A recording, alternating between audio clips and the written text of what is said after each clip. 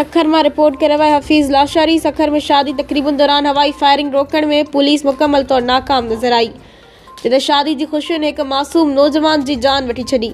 Main चौक बंदर road Sukkur ते एक शादी तकरीब दौरान बेधड़क हवाई फायरिंग की वही, जिस सबब राहगीर नौजवान कुरान हाफिज अब्दुल रऊफ मेमण वलद सलीम मेमण के गोली लगी वही। गोली लगन से नौजवान सख्त जख्मी थी पो, जैसे फौरी तौर पर तशवीशनाक हालत में अस्पताल मुंतकिल किया वो, पर हू जख्मन जा सुर न सहंदे दम धणी हवाले करे वो।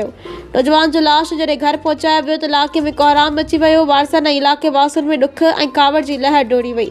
वारसन पारा पुलिस और आला अख्तियारन का मुतालबो वाक़े जो सख्त नोटिस वठण, जवाबदारन खिलाफ फौरी कार्रवाई करण और हवाई फायरिंग में मुलविस मानून की गिरफ्तार करण जो कयो वियो आहे। वाज़े रहे तो सखर में शादी और बिन तकरीबन दौरान हवाई फायरिंग ते दफ़ो 144 लागू है, पर उन जे बावजूद अमली तौर ते इन ते अमल दरामद नथो थिए, जिस सबब कीमती इंसानी जानियूं ज़ाया थी रहियूं आहिनि।